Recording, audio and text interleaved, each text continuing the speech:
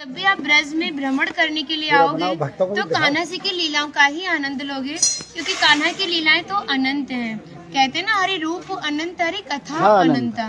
लेकिन जब भी आप भांडीर वन में प्रवेश करोगे, कभी शास्त्रों का अध्ययन करोगे या किसी के मुखार विंद से श्रवण करोगे तो ज्ञात होगा कि भांडीर वन में एकमात्र लीला नहीं है। यहाँ पे हमारी 14 लीलाओं का उल्लेख है। प्रथम लीला श्री जी के विवाह की मानी जाती है, लेकिन सबसे बड़ा ग्रंथ श्रीमद् भागवत जी को माना जाता है। आपने उसका अध्ययन श्रवण किया हो तो राधा रानी का नाम उसमें आता है, नहीं आता? श्रीमद् भागवत में नहीं आता, बिल्कुल नहीं आता, क्योंकि सुखदेव जी राधा रानी को परम गुरु मानते थे। जब राधा रानी का नाम ही श्रीमद् भागवत जी में नहीं दिया तो विवाह का उल्लेख कैसे हो सकता है? लेकिन श्रीमद् भागवत जी को छोड़ के 12 ग्रंथ ऐसे हैं जो हमारी लाडली जी के विवाह का उल्लेख करते हैं। लेकिन जिस भांडीर वट के नीचे आप खड़े हो, इसका श्रीमद् भागवत जी के 10वें स्कंद के 18वें अध्याय में 22वां श्लोक कि बृहंतो बाहि मानस्य 4 यंत्रस्य गोदनम भांडीरकम नाम बटम जम्बू कृष्णम प्रोग्राम, यानी वृक्ष द्वापर युग में बहुत विशाल था, 4 योजनों में फैला हुआ था। इसकी जो सीमा थी वो 15 किलोमीटर में थी, तो इसको पंचकोशीय वृक्ष के नाम से भी जानते थे। कान्हा जी इन्हीं की शाखाओं पर चढ़ के यमुना मैया को आर पार किया करते थे। मान्यता है कान्हा जी की जो 9 लाख गाय थी दोपहर के समय इसी वृक्ष के नीचे बैठ के विश्राम करती थी। तो माता जो भी माखन मिर्ची रोटी इत्यादि प्रसादम में रख देती थी, सभी ग्वाल वाल एकत्रित होकर दोपहर का भोजन करते थे। और भांडीर वन में सबसे बड़ा विशेष फल इसी प्रसादी का बताया गया है, क्योंकि आप कभी किसी विवाह में जाते हैं तो बिना अन्न प्रसादी के नहीं आते।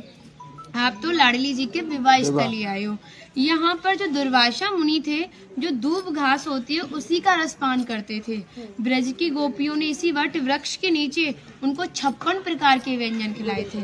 यहाँ पर राधा कृष्ण में मल्ल युद्ध हुआ था, उसमें ये तय था कि जो भी हारेगा उसको भंडारा करना होगा। तो जब हमारे कान्हा जी हार गए थे तो ग्वाल वालों के साथ मिलके यहाँ पे भंडारा किया, उसी के नाम पर इसका नाम भांडीर वन पड़ा। यहाँ पर ब्राह्मण पत्नियों ने भी कान्हा जी को भोजन प्रसादी खिलाई है, और ठाकुर जी ने ब्रजवासियों से ये टुकड़े मांग के पाए थे, तभी नाम दिया था इसका मधुकरी। मांग के पाना मतलब मधुकरी। तभी शास्त्रों में ब्रजवासियों को अपना हृदय बताया और कहा कि जब तक ब्रजवासी की कृपा नहीं होगी, ठाकुर जी की कृपा बहुत दूर की बात है। यानी सर्वप्रथम ब्रजवासी की कृपा होना बहुत जरूरी है, जब ही हमारे ठाकुर जी हमारे ऊपर कृपा करते हैं। हमारी राधा रानी ने स्कंद पुराण में इस स्थान के बारे में ये कहा था कि जो भी गुप्त वृंदावन आएगा वो मोक्ष को प्राप्त होगा। यानी भांडीर वन को ही उन्होंने गुप्त वृंदावन कह के संबोधित किया।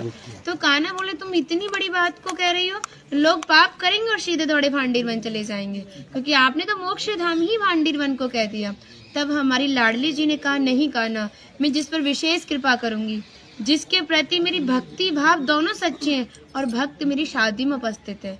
यानी आज से 5,500 वर्ष पूर्व आप इस स्थान पर थे। मनुष्य तो कोई था नहीं, तो अपने आप को कीड़े मकोड़े, घास फूस, पतझड़ इत्यादि अपने आप को मान सकते हो। जो भक्त उनकी शादी में उपस्थित था वो भक्त कई बार वृंदावन आएगा, जब जाके गुप्त वृंदावन आएगा, और डायरेक्टली नहीं, किसी न किसी के माध्यम से। इस स्थान तक पहुंचने के लिए माध्यम का होना बहुत जरूरी है, और सारा श्रेय भी माध्यम को जाता है, क्योंकि माध्यम ही हमें ऐसे दिव्य स्थान पर पहुंचाता है। और जो भी भक्त भांडीर वन में प्रवेश करेगा, प्रवेश करने से जो कान्हा ने 14 लीला भांडीर वन के अंदर की हैं, उनके दर्शन मात्र का फल प्राप्त होगा। और जो भी यहाँ की एक किनका प्रसादी पाएगा और एक रात्रि निवास करेगा, वो इस ब्रज गौलोक धाम से वैकुंठ गौलोक धाम को जाएगा, क्योंकि जो हमारे ठाकुर जी ने गौलोक धाम को इस 84 कोस में ही बांटा है। आप यहाँ पे जो भी दर्शन करोगे वो प्रकृति की देन के हिसाब से और मानव निर्मित दर्शन है, लेकिन आप गौलोक धाम में जो भी दर्शन करोगे वो ठाकुर जी के हिसाब से है। जैसे गर्ग संहिता के 6वें अध्याय का नाम है गौलोक खंड, आप उसका अध्ययन करोगे तो भांडीर वट का एक दिव्य वर्णन का अध्ययन करोगे। कहते हैं गौलोक धाम में ब्रजा नदी के किनारे भांडीर वट है, यानी यमुना मैया का नाम ही गौलोक धाम में ब्रजा है। तो यहाँ पर भी आप एक भांडीर वट के दर्शन कर रहे हो। कहते हैं लोकनाथ प्रभु जी ने कहा है कि अगर भक्त इस भांडीर वट का दर्शन कर ले, दर्शन मात्र से, स्पर्श की तो बात बहुत दूर की बात है, दर्शन मात्र से ही उसे दोबारा गर्भ में जाना नहीं पड़ता। यानी भक्त 84 लाख योनियों से मुक्त होके मोक्ष को प्राप्त करता है। बोलो राधे राधे। राधे। इनका माता जी का नाम है इंदुलेखा, जो भगवान की राधा रानी की 8 सखियां थी उनमें से एक है ना। और मन नहीं कर रहा, कितनी तारीफ करे, वो है नहीं इसलिए बोल नहीं रहे, कृपा कारण स्टार्ट कर दिया। हम सब केवल बाजरे की रोटी खिला रही हो, तुम सच में राधा रानी हो। और ऐसा आशीर्वाद दो हम सबको, सच में ऐसा आशीर्वाद दो कि हमारी मैया भी, हमारी सब माताएं भी थोड़ा थोड़ा जिनसे ये मिलें।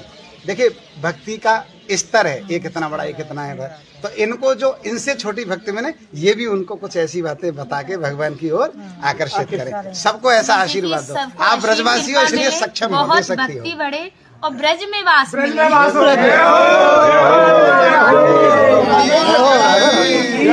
कहने से पहले कह दिया आपने।